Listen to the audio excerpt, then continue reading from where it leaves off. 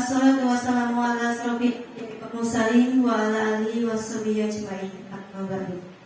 Kepada yang terhormat Bapak Susilo selaku Kepala Sekolah SDN 1 Purwodadi Dalam, dan kepada Bapak Ibu Dewan Guru SDN 1 Purwodadi Dalam yang saya hormati.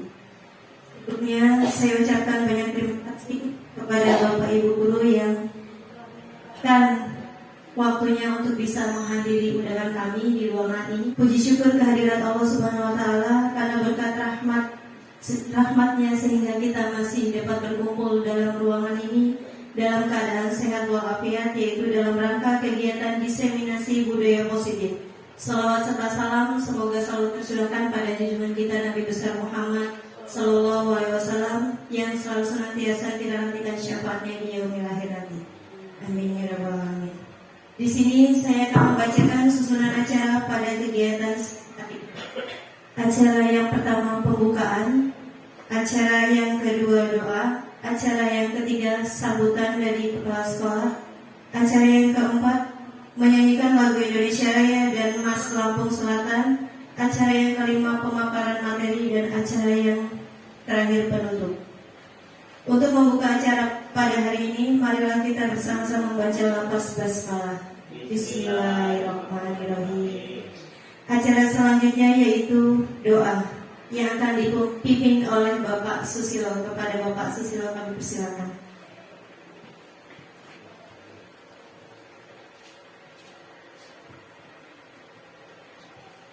Assalamualaikum warahmatullahi wabarakatuh. Bapak Ibu, mari kita berdoa bersama. Mudah-mudahan acara yang akan dilaksanakan pada siang hari ini bisa berjalan lancar. Ini tugas Ibu Kaspati dan Ibu Susanti. Bismillahirrahmanirrahim. Allahumma shalli ala sayyidina Muhammad wa ala ali sayyidina Muhammad. Bismillahirrahmanirrahim. Alhamdulillahirabbil alamin. Iyyaka na'budu wa iyyaka nasta'in. Iyyaka na'budu wa iyyaka nasta'in. Allahumma yassir lana umurana fil umri dunya wal akhirah. Rabbana atina fid dunya hasanah wa fil akhirati hasanah wa qina adzabannar. Subhana rabbika rabbil izzati amma yasifun wa salamun alal mursalin walhamdulillahi rabbil alamin. Assalamualaikum warahmatullahi wabarakatuh.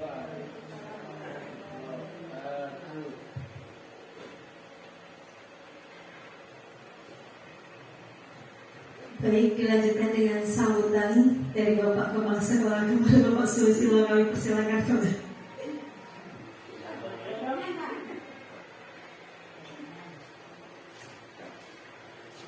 Assalamualaikum warahmatullahi wabarakatuh. Tabikun.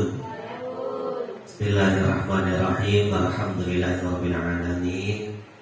Binasta'in ala umuri dunya wa dina salatu wassalamu ala asrofil anbiya wal mursalin Sayyidina Maulana Muhammadin wa ala alihi wa sahbihi ajmain, amma ba'du. Yang kami hormati Bapak Ibu Dewan Guru SD Negeri 1 Purwodadi Dalam, alhamdulillah mari bersama kita panjatkan syukur kepada Allah SWT yang mana hari ini kita dapat berkumpul bersama di kantor atau di ruang guru SD Negeri 1 Purwodadi Dalam ini. Tak lupa salam dan salam semoga senantiasa tercurah limpahkan kepada Nabiullah Muhammad SAW, kepada keluarganya, sahabatnya, para pengikutnya, dan kita semua. Semoga kita semua dalam mendapatkan syafaat beliau di yaumil qiyamah ya rabbal alamin. Bapak Ibu yang dirahmati Allah SWT, hari ini ada kegiatan dari CGP atas nama Bu Eka Suparti dan Ibu Susanti yang hari ini akan mempresentasikan Bu ya budaya positif, yakni diseminasi budaya positif. Tentunya ini merupakan salah satu tugas dari CGP. Ibu berdua mudah-mudahan acara ini bisa berjalan lancar, tentunya atas dukungan dari beberapa pihak termasuk Bapak Ibu Dewan Guru, karena di sekolah kita ini termasuk guru yang jumlah CGP-nya banyak. Ini semua tentunya akan bisa berjalan bila mana satu sama lain saling mendukung saling memberi support untuk kelancaran, kemudahan dalam rangka Bapak Ibu melaksanakan tugas sebagai CGP. Ini saja barangkali, mudah-mudahan acara ini bisa berjalan dengan baik dan lancar dan mendapatkan hasil sesuai yang diharapkan. Terima kasih. Assalamualaikum warahmatullahi wabarakatuh.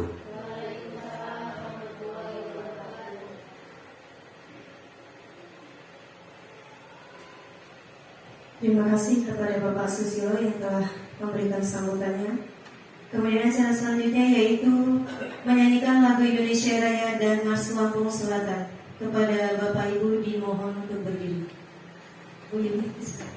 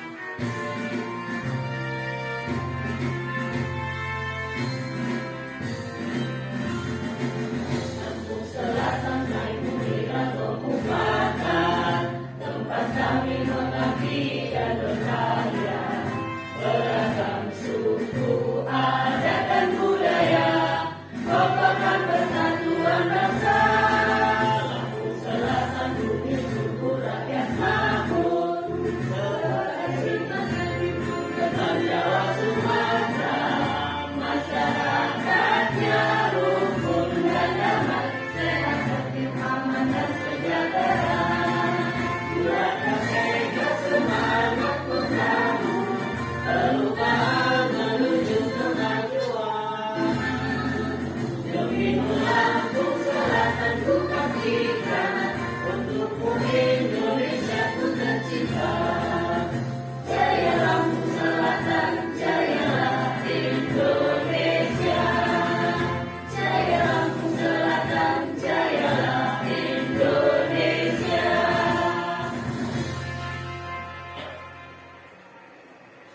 Baik, selanjutnya acara selanjutnya itu pemaparan materi. Pada hari ini perkenalan kami berdua, saya dan Ibu Susanti, CGP Angkatan 11, untuk melakukan diseminasi tentang budaya positif yang sudah kami dapatkan selama mengikuti pendidikan guru penggerak. Pada kegiatan hari ini, materi nanti akan disampaikan oleh kami berdua secara bergantian. Nah, Bapak Ibu, sesuai dengan tema materi hari ini yaitu tentang budaya positif. Untuk itu, sebelum saya mulai kegiatan pada hari ini, saya ingin mengajak Bapak Ibu untuk menghadirkan aura positif di ruangan ini. Jadi, caranya, yuk senyum selama 30 detik. Ya, senyum ya Pak, bukan tertawa, senyum dulu. Jadi senyumnya jangan senyum sendiri. Jadi saya mohon Bapak Ibu untuk berdiri secara berhadapan dengan teman di sebelahnya. Ya, silakan cari pasangan masing-masing. Ya, belum ada pasangan, silakan cari pasangan masing-masing. Ayo, Bu Lina. Ayo Ibu, dimohon untuk berdiri sebentar. Kemudian saling berhadapan.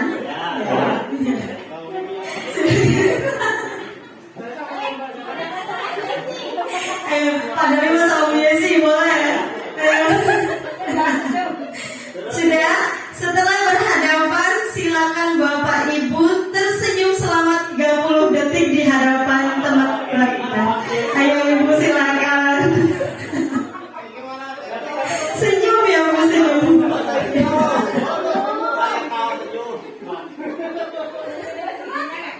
Baik ya.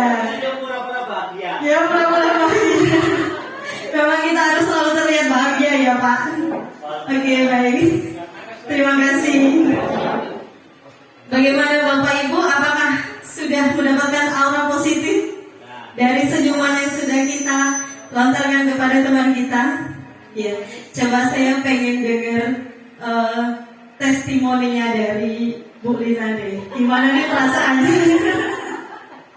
Setelah tersenyum di hadapan teman sendiri itu seperti apa perasaannya? Itu membuat kita bahagia. Senyum itu membuat kita bahagia, sehat, apalagi ya, happy, nggak cepat tua. Ya, terima kasih kepada Bu Lina. Mungkin sama dengan teman-teman yang lain ya. Kadang hanya dengan senyuman itu sudah menghadirkan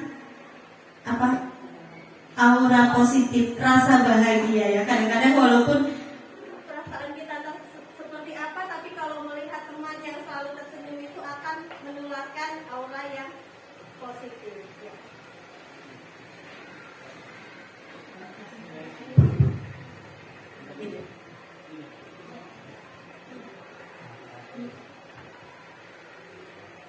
Ya, selanjutnya masuk kepada materi yang akan kami sampaikan. Di sini ada tentang budaya positif. Konsep inti budaya positif. Yang pertama ada perubahan paradigma belajar, disiplin positif, motivasi perilaku manusia, kebutuhan dasar, posisi kontrol restitusi, keyakinan kelas dan segitiga restitusi. Pembelajaran dengan paradigma baru. Pembelajaran dengan paradigma baru merupakan pembelajaran yang dirancang berdasarkan prinsip pembelajaran berdiferensiasi, sehingga para peserta didik belajar sesuai kebutuhannya berdasarkan tahap perkembangan sesuai teori psikologi modern untuk mewujudkan profil pelajar Pancasila. Miskonsepsi tentang teori kontrol. Ilusi mengontrol murid. Ilusi bahwa semua penguatan itu positif dan bermanfaat. Ilusi bahwa kritik dan membuat rasa bersalah mampu menguatkan karakter. Ilusi bahwa orang dewasa itu berhak memaksa. Selanjutnya mengubah paradigma stimulus respon ke pendekatan teori kontrol. Di sini stimulus respon tentang dunia yaitu realitas kebutuhan kita sama. Kemudian pada teori kontrol tentang dunia, realitas kebutuhan kita itu berbeda. Dan pada semua orang melihat hal yang sama, pada teori kontrol tentang dunia, setiap orang itu memiliki gambaran berbeda. Kemudian pada stimulus respon, kita mencoba mengubah orang agar berpandangan sama dengan kita. Tetapi pada teori kontrol tentang dunia, kita berusaha memahami pandangan orang lain tentang dunia. Perilaku buruk dilihat sebagai suatu kesalahan. Kemudian pada teori kontrol tentang dunia, semua perilaku itu memiliki tujuan. Orang lain bisa mengontrol saya. Pada teori kontrol, hanya Anda yang bisa mengontrol diri Anda. Saya bisa mengontrol orang lain. Dengan pada teori kontrol tentang dunia, Anda tidak bisa mengontrol orang lain. Pemaksaan ada pada saat bujukan gagal. Pada teori kontrol tentang dunia, kolaborasi dan konsensus menciptakan pilihan-pilihan baru. Selanjutnya stimulus respon tentang dunia, yaitu model berpikir menang atau kalah. Dan teori kontrol tentang dunia itu model berpikir menang-menang. Next. Disiplin positif. Disiplin berasal dari kata disiplina yang artinya belajar. Disiplin mengacu pada disiplin diri yang memiliki tanggung jawab terhadap apa yang dilakukan berdasarkan nilai-nilai yang diyakini. Disiplin positif merupakan salah satu cara penerapan disiplin yang bertujuan untuk menumbuhkan kesadaran serta memberdayakan peserta didik tanpa imbalan penghargaan atau reward, ancaman ataupun hukuman. Next.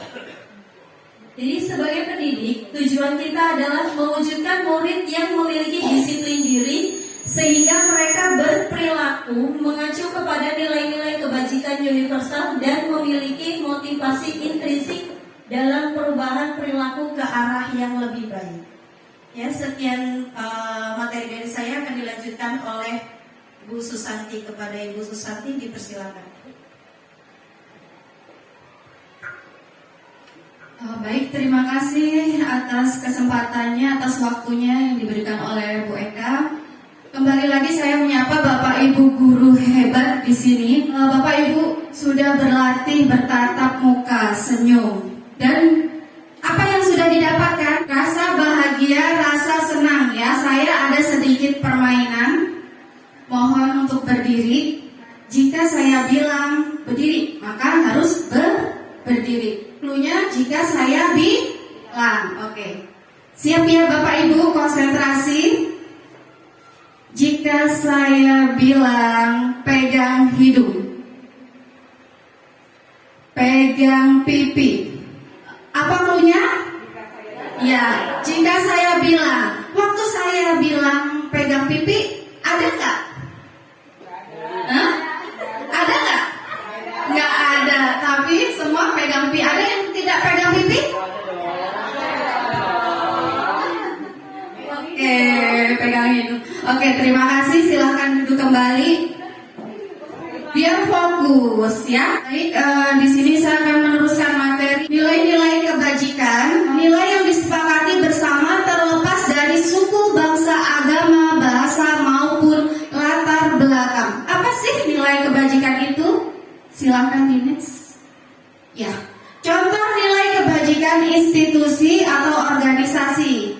Itu ada nilai kebajikan dari profil pelajar Pancasila. Di antaranya beriman dan bertakwa pada Tuhan Yang Maha Esa dan berakhlak mulia, berkebinekaan global, gotong royong, mandiri, kreatif, dan bernalar kritis. Selanjutnya ada nilai kebajikan dari Ibo Primary Years Program atau PYP yang di dalamnya ada nilai-nilai. Bisa minta tolong sebutkan Bu Yuni? Baik, di dalamnya ada nilai toleransi, rasa hormat, integritas, mandiri, menghargai, antusias, empati, keingintahuan, kreativitas, kerjasama, percaya diri, dan komitmen. Baik, terima kasih. Untuk selanjutnya yaitu nilai kebajikan dari keterampilan hidup atau life skill. Di antaranya ada nilai kebajikan dapat dipercaya, lurus hati, pendengar yang aktif, tidak merendahkan orang lain, dan memberikan yang terbaik dari diri. Nah, nilai-nilai kebajikan ini yang seharusnya kita tanamkan kepada anak didik kita ya Bapak Ibu. Selanjutnya tentang kebutuhan dasar manusia. Kebutuhan dasar manusia adalah segala sesuatu yang kita lakukan untuk mendapatkan apa yang kita inginkan. Seluruh tindakan yang kita lakukan memiliki tujuan tertentu dan semua usaha terbaik yang kita lakukan adalah dalam rangka agar kebutuhan dasar kita terpenuhi dengan baik. Nah, di sini Bapak Ibu contohnya di sekolah kita pasti banyak mengalami permasalahan anak-anak ya Bapak Ibu.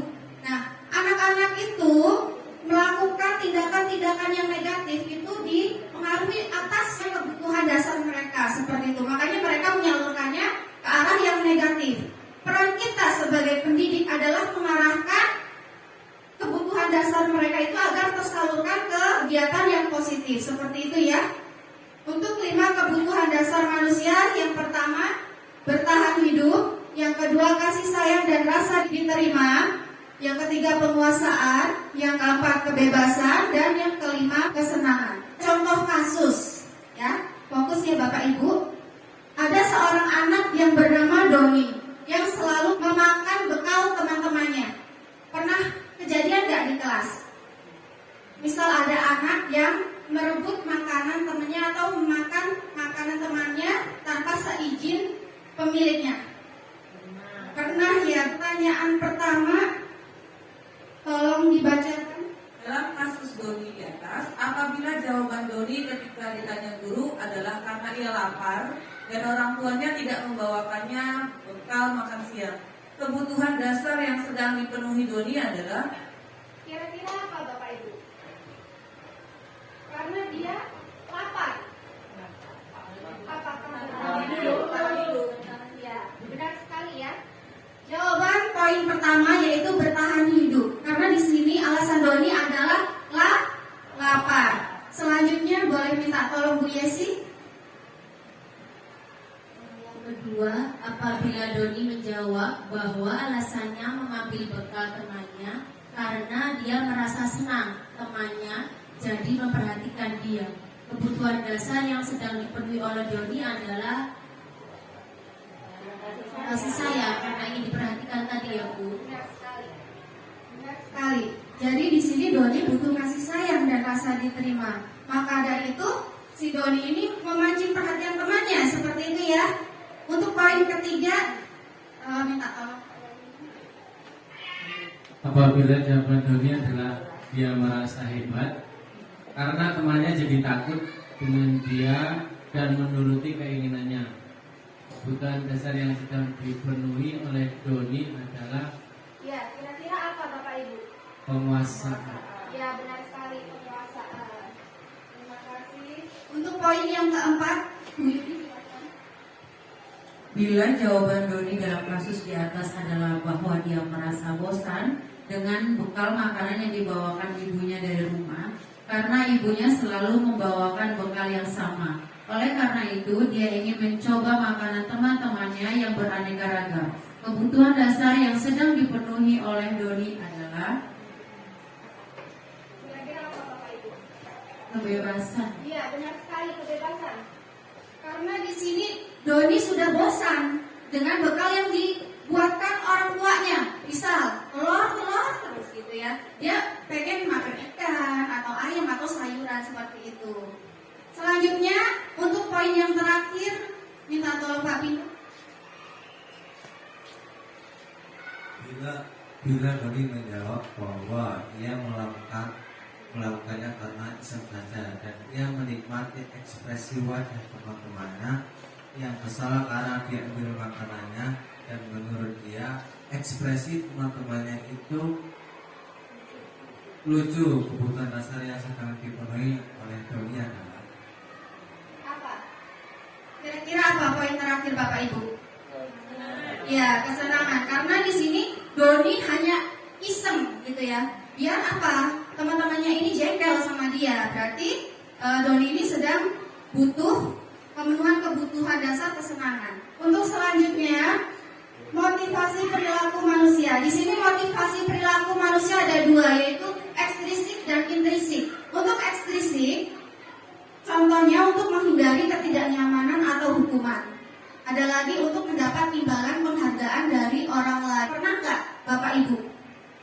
memberi hukuman kepada anak-anak. Contohnya, ketika anak tidak memakai seragam, topi atau dasi saat upacara bendera. Pernah ya? Terus untuk imbalan penghargaan. Nah ini pernah nggak kira-kira? Contohnya apa Bapak Ibu? Ya, rewardnya itu berupa apa? Pujian ya, ranking, peringkat itu juga termasuk ya Bapak Ibu. Dan di sini ada yang kedua yaitu motivasi intrinsik untuk menjadi orang yang mereka inginkan dan menghargai diri sendiri dengan nilai-nilai yang mereka percaya. Jadi motivasinya ini dalam diri murid tersebut ya, tanpa paksaan. Misal walaupun tidak ada hukuman, tidak ada penghargaan, anak itu tetap termotivasi. Ada beberapa pertanyaan lagi. Sebagai seorang pendidik, saat Anda perlu hadir di suatu pelatihan, motivasi apakah yang mendasari tindakan Anda? Yang pertama, apakah Anda hadir karena tidak ingin ditegur oleh pihak panitia atau pengawas Anda dan mendapatkan surat teguran menghindari ketidaknyamanan dan hukuman, atau Anda ingin dilihat dan dipuji oleh lingkungan Anda, atau mendapat penghargaan sebagai kepala sekolah atau guru berprestasi ya di sini, mendapatkan imbalan atau penghargaan dari orang lain.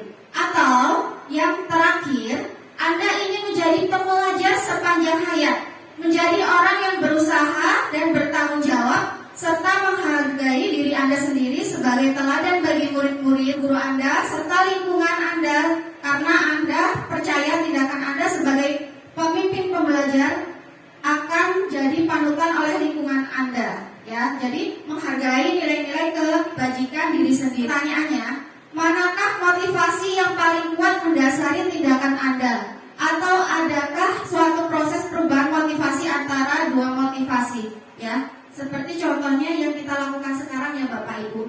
Nah, atau kemarin kita KKG. Nah, kita mengikuti pelatihan tersebut karena kita menghindari hukuman, atau karena kita pengen dipuji sama kepala sekolah, guruku ini loh rajin loh, oh si ini rajin gitu. Apa memang dari diri sendiri pengen belajar untuk apa? Menambah pengetahuan seperti itu. Boleh minta pendapatnya Bu Sartini?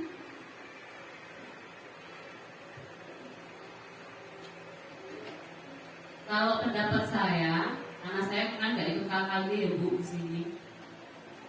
Jadi ini pendapat pribadi.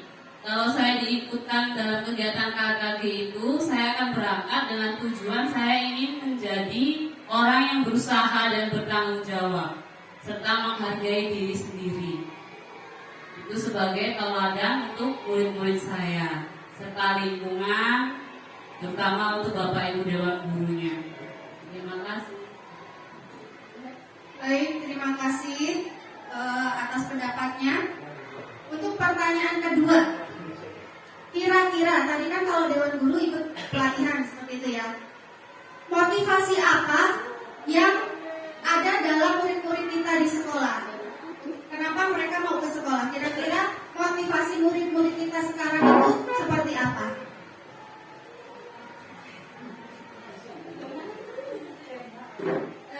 Motivasi murid-murid kita untuk ke sekolah ya pastinya untuk belajar. Tapi ada juga yang mereka menghindari hukuman dari orang tuanya. Karena kalau tidak dipaksa ada juga yang tidak berangkat sekolah. Seperti itu. Kalau untuk mendapatkan penghargaan, kira-kira ada nggak? Misal dipuji, aku mau pengen berangkat sekolah, aku pengen rajin sekolah biar dilihat bu guru aku ini anak yang rajin, atau karena nanti kalau aku kalau nggak berangkat sekolah nggak dapat uang jajan, aku mau berangkat sekolah lah. Kan ada ya pasti ya. Oke, next. Selanjutnya ada hukuman. Hukuman ini terdiri dari tidak terencana, tiba-tiba murid tidak tahu apa yang akan terjadi atau dilibatkan, bersifat satu arah, berupa hukuman fisik atau psikis. Nah, hukuman fisik ini contohnya yang seperti apa ya Bapak Ibu? Bisa. Ya, benar sekali. Anak suruh push up, itu hukuman fisik ya. Terus yang kedua ada konsekuensi. Konsekuensi ini terencana disepakati sesuai peraturan, murid tetap dibuat tidak nyaman, sikap guru selalu memonitor murid. Contohnya yang seperti apa? Kalau konsekuensi. Ancaman. Contohnya ancaman. Iya, ancaman. Misalnya tidak mengerjakan tugas nanti dapat apa? Oh, seperti itu. Ya. Terus ada yang lain lagi? Telat berangkat sekolah. Nah, telat berangkat sekolah, konsekuensinya apa? Misal dia sering telat berangkat sekolah gitu ya. Jadi diberi konsekuensi. Konsekuensinya misal mengerjakan tugas tambahan seperti itu ya, Bapak Ibu ya. Selanjutnya, restitusi. Restitusi ini proses menciptakan kondisi bagi murid untuk memperbaiki kesalahan proses kolaboratif yang mengajarkan murid untuk mencari solusi sendiri. Sini ada pertanyaan langsung dari LMS ya yang kita kerjakan Bapak Ibu. Di sini ada soal yang pertama, boleh minta tolong Bu Muji. Saya bacakan aja kalau tidak terlihat. Mencatat 100 kali di dalam buku kalimat saya tidak akan terlambat lagi karena terlambat ke sekolah. Itu merupakan hukuman atau sanksi? Hukuman. Oke, kita cek Bu Eka.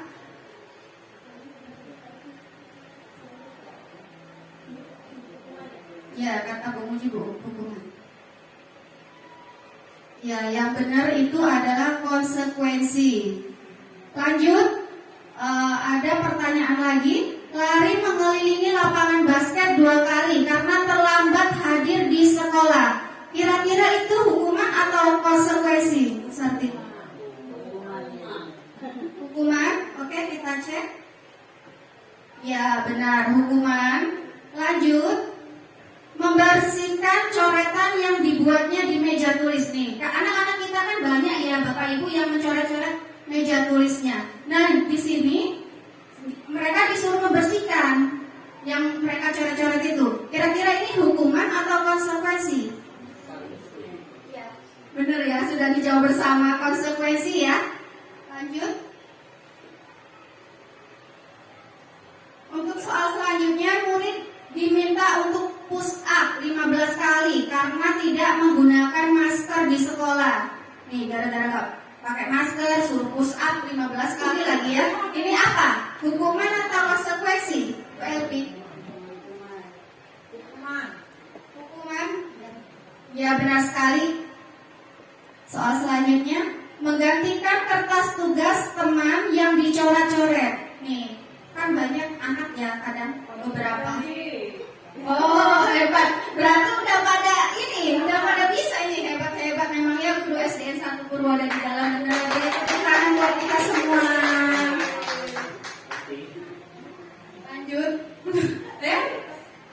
Ternyata hukuman.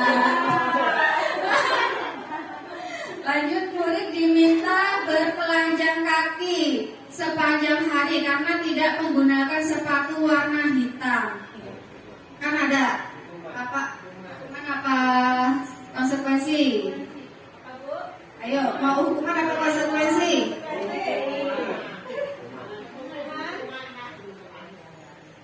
Ya, itu hukuman. Terus berdiri di depan kelas sambil mengangkat kaki saku karena tidak bisa menjawab pertanyaan. Hukuman. Nah, selanjutnya, membersihkan tumpahan air di meja tulis karena tersenggol pada saat belajar. Sanksi? Oke, benar. Kehilangan menit istirahat untuk mengerjakan tugas karena terlambat datang dan tertinggal pelajaran selama 10 menit. Ini apa? Konsekuensi?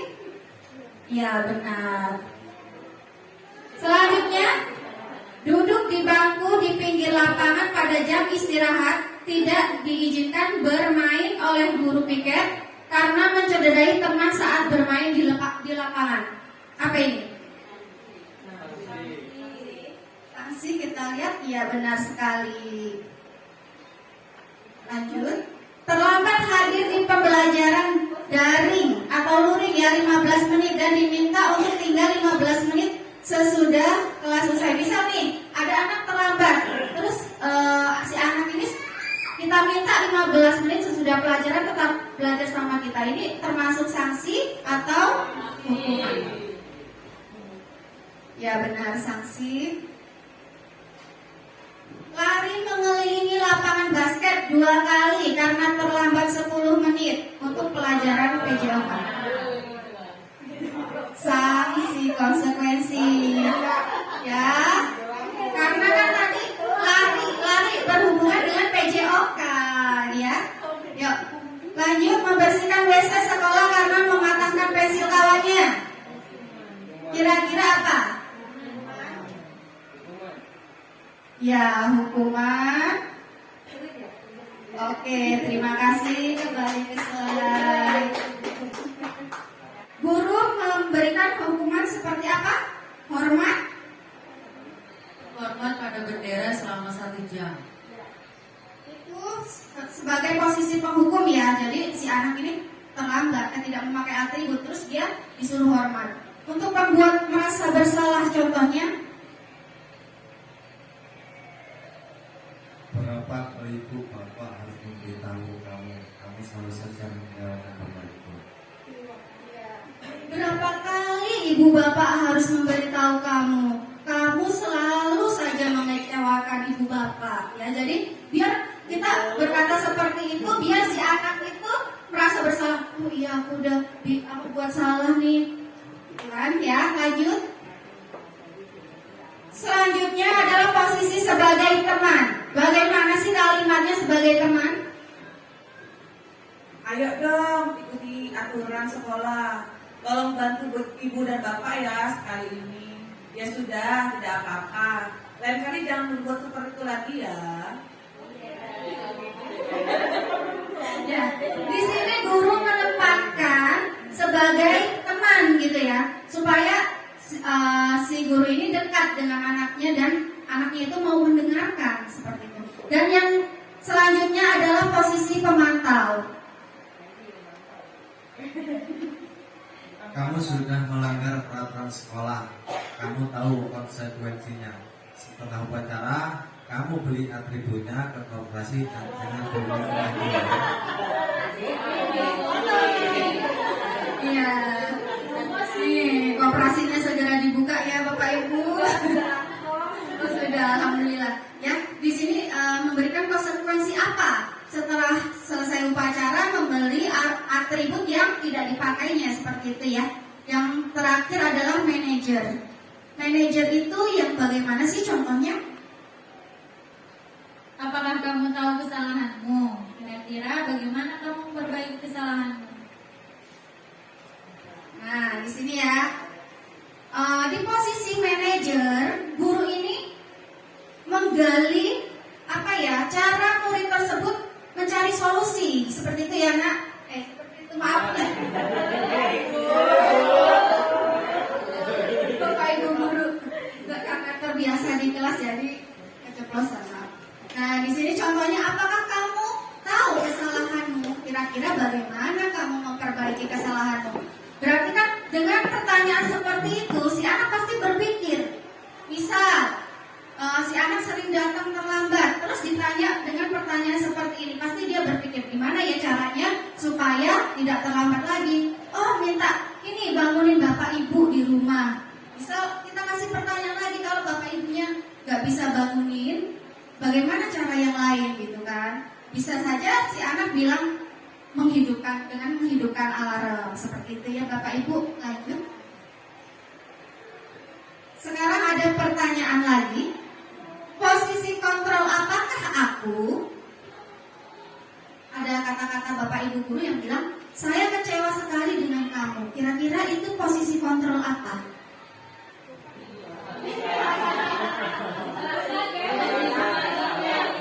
Ada yang masih ingat kira-kira posisi kontrol apa? Keyakinan bersama murid-murid kita di kelas gitu ya. Keyakinan kelas itu tidak ada paksaan. Beda dengan peraturan. Kalau keyakinan lebih menggunakan kata positif.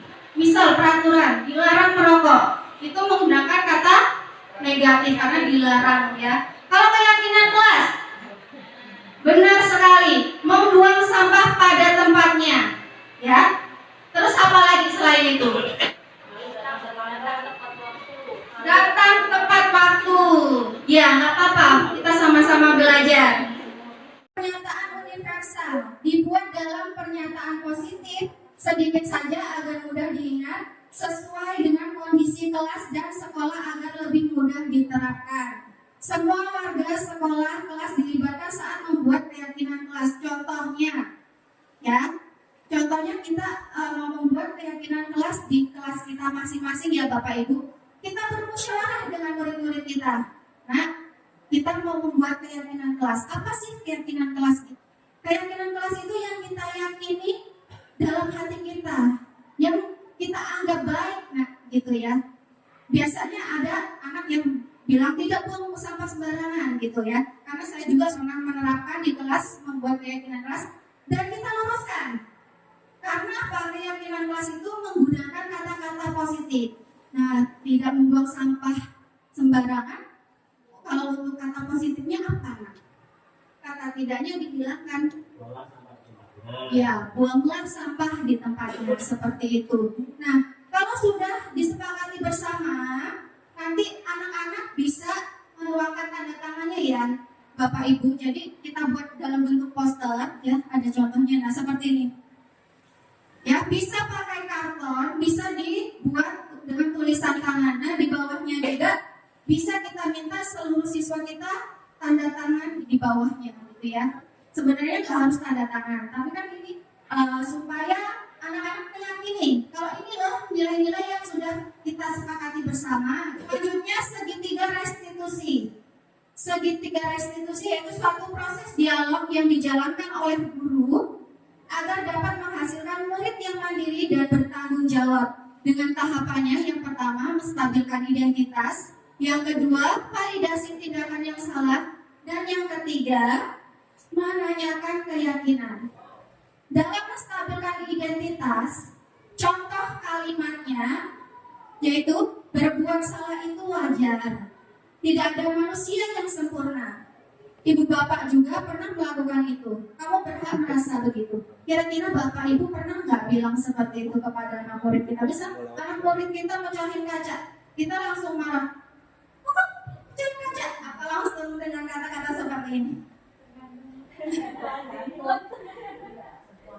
Ya, jadi untuk menangani permasalahan murid, sebaiknya kita menggunakan tahapan segitiga restitusi. Yang pertama itu menstabilkan identitas. Dari identitas gagal menjadi identitas sukses. Kenapa kok gagal sih? Kalau kita langsung jatuhkan murid, pasti murid itu langsung minder, langsung takut, langsung down. Tapi kalau kita mengatakan berbuat salah itu wajar, dia mau terbuka, dia mau cerita yang sebenarnya, apa permasalahannya kok bisa sampai seperti ini. Seperti itu ya Bapak Ibu. Validasi tindakan yang salah dengan kalimat, boleh minta tolong dibacakan. Validasi tindakan yang salah, contoh kalimatnya. Kamu pasti punya alasan mengapa melakukan hal itu. Padahal kamu bisa melakukan yang lebih buruk daripada ini ya. Kamu melakukannya karena mempertahankan sesuatu yang penting bagi. Terima kasih Bu Risa. Nah, di sini guru mengajukan pertanyaan, yaitu kamu pasti punya alasan mengapa melakukan hal itu. Itu untuk menggali apa? Menggali kebutuhan dasar yang dibutuhkan murid tersebut. Seperti saya bilang di awal, murid-murid itu berbuat kesalahan, berbuat hal yang negatif karena kebutuhan dasarnya tidak terpenuhi. Maka dari itu kita menanyakan, kamu pasti punya alasan agar guru bisa memenuhi kebutuhan dasar mereka. Menanyakan keyakinan. Apa keyakinan kelas kita? Nilai-nilai apa yang telah disepakati bersama? Seperti apa gambaran kelas ideal menurut kamu? Kamu ingin menjadi orang yang seperti apa? Gitu ya. Berarti ini menanyakan keyakinan dia, hal-hal baik yang murid yakini. Seperti itu ya Bapak Ibu. Di sini ada cuplikan video, silakan Bapak Ibu simak. Kira-kira di dalamnya ada apa ya? Assalamualaikum Pak. Izin. Waalaikumsalam. Wah, apa kabar? Fauzan, silakan duduk. Saya sudah malas belajar, Pak. Saya tidak tahu mau melakukan apa lagi. Lalu saya mengajak teman buat bermain bola di luar sekolah. Oh begitu. Kadang kita memang muncul rasa malas belajar. Mungkin karena jenuh atau karena hal lain. Iya, Pak. Sekarang saya sedang jenuh belajar. Baiklah Fauzan, tak apa. Tapi hanya karena malas belajar, lantas kamu boleh melanggar peraturan sekolah dengan memanjat pagar? Tidak juga, Pak. Maaf, Pak. Saya salah. Tidak apa-apa. Setiap kita terkadang juga sering melakukan kekeliruan. Lalu, sikap seperti apa yang kamu yakini, Fauzan? Harusnya saya bisa menghargai guru, Pak, dengan tetap di kelas. Kemudian menyampaikan kendala belajar saya, bukannya mengasuh teman-teman buat bolos, mengajak keluar sekolah, Pak. Baiklah. Lalu, apa rencana kamu untuk memperbaiki masalah ini? Izinkan saya minta maaf pada guru ya, Pak, dan teman-teman juga. Kamu sedang menyadari kekeliruanmu. Lalu, apa kamu tahu dengan konsekuensi dari tindakanmu ini? Siap, Pak. Saya siap menerima konsekuensi dari guru kelas. Lalu, apakah peristiwa ini akan terulang lagi, Fauzan? Tidak, Pak. Saya sangat malu jika mengulangi kesalahan ini lagi. Baiklah. Semangat belajar ya. Baik Bapak Ibu, tadi kita sudah menyimak cuplikan dari kasus Fauzan yang memanjat pagar sekolah. Setelah Bapak Ibu menyimak, kira-kira apa yang sudah didapatkan? Dan setelah menyimak video yang ditampilkan tadi, kita tahu bahwa selanjutnya anak itu menyadari akan kesalahannya dan kemudian ahli akan memperbaiki kesalahan yang telah dia perbuat. Baik. Jadi si Fauzan tadi dapatkan solusi dari apa? Percakapan gurunya seperti itu. Nah, diharapkan Pak Ibu guru dapat menerapkan peran kontrol yaitu segitiga restitusi. Dengan peran kontrol apa? Peran kontrol manajer. Saya ingin mendengarkan refleksi dari salah satu Bapak Ibu guru. Dari kita belajar pertama tadi dengan Bu Eka dan sampai ke posisi kontrol dan segitiga restitusi. Kira-kira apa yang sudah didapatkan dan apa yang dirasakan dan bagaimana tindak lanjut Bapak Ibu guru? Silakan Bu Risa.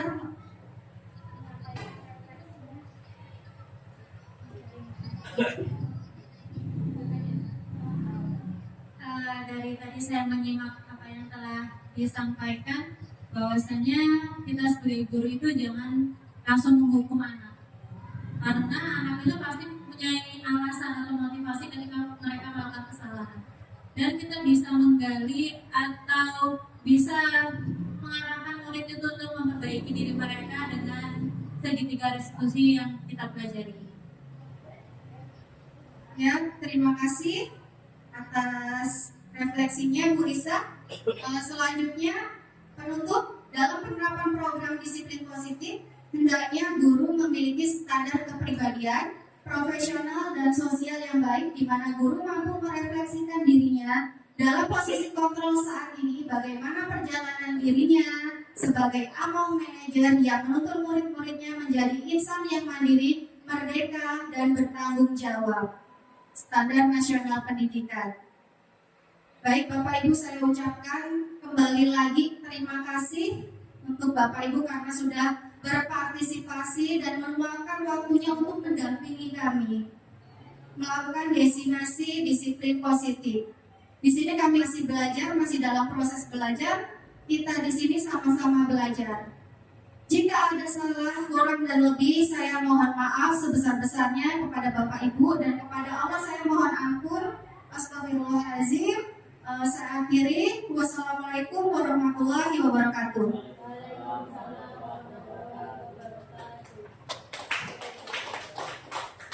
Assalamualaikum warahmatullahi wabarakatuh.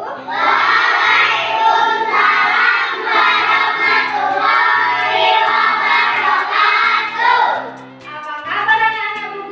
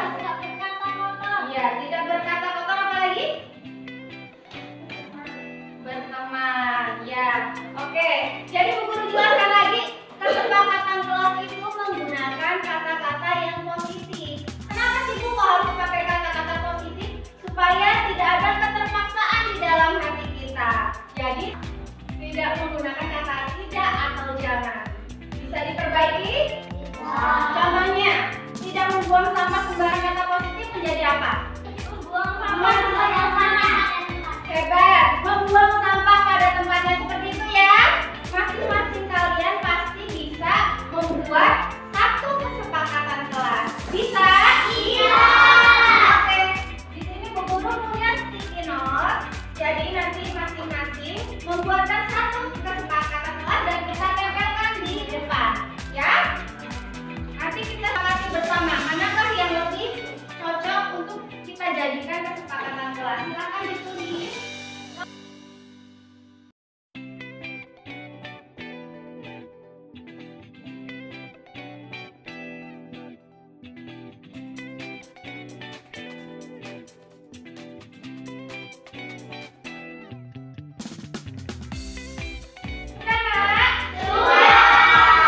Oke, kalau sudah silakan ditempel di papan tulis. Silakan.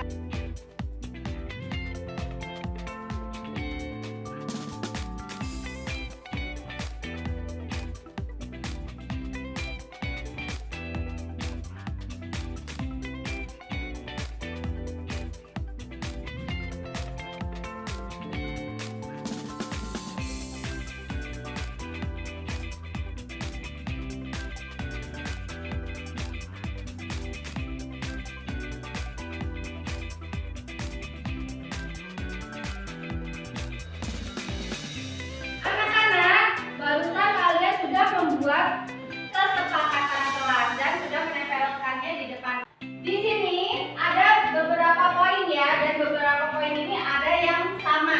Nah, kita mau mengelompokkan nih ya, supaya yang kalian buat ini dapat kita sepakati semua.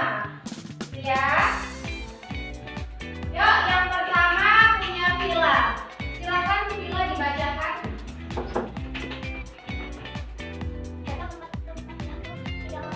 Oke, ini tepuk tangan. Datang tepat waktu, benar ya? Datang tepat waktu.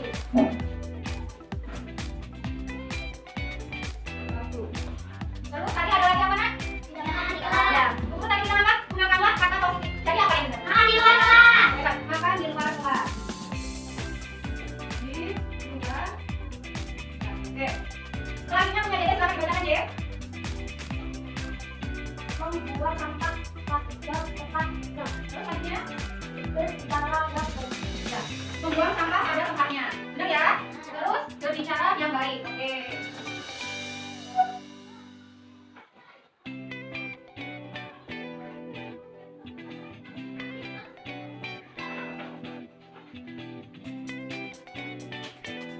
Selanjutnya punya siapa lagi? Yang silakan dibaca. Oke, datang tepat waktu. Sama ya dengan poin yang pertama ya. Sama. Terus yang kedua, tidak mengedit nama orang tua atau berkata sopan. Nah, dengan menggunakan kata positif kita perbaiki bersama apa? Ada yang tahu? Berbicara yang baik atau berbicara sopan gitu ya. Berbicara sopan. Terus ada lagi, punya Abi silakan dibacakan. Nah, sama ya poinnya, berbicara sopan, membuang sampah pada tempatnya. Oke ya. Yang selanjutnya punya siapa ini? Akila.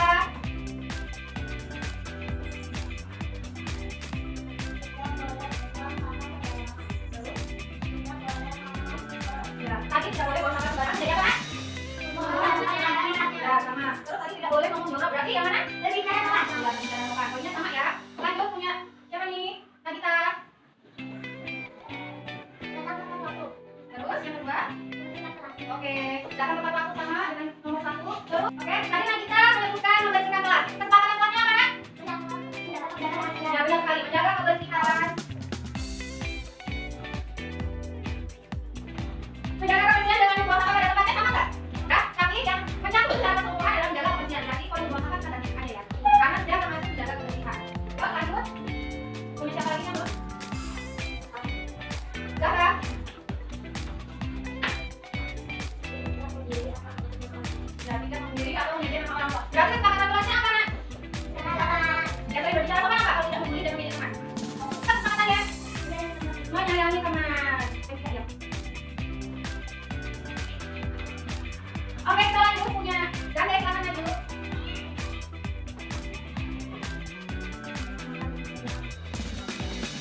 Oke, poin yang data yang maksud itu tidak makan di kelas, berarti makan di luar kelas ya. Terus nanti kita bawa makan bareng, berarti jaga kebersihan. Nanti dulu punya siapa lagi? Afifah. Ya Afifah. Gimana? Ya, buang sampah pada tempatnya. Berarti yang mana? Tidak buang sampah? Tidak sampah. Oke, lagi punya sini. Siapa yang sini?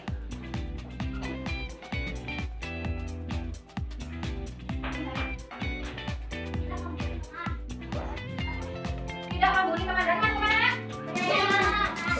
Menyayangkan teman. Terus kata Jimmy tidak bawa sepatu. Berarti yang kelasnya apa? Ya, benar sekali. Memakai atribut lengkap.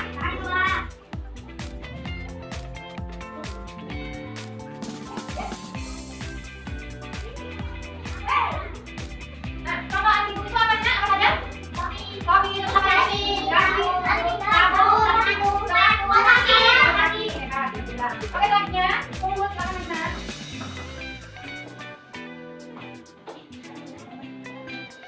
Ya, tidak membuli teman. Tidak membuli teman berarti yang mana?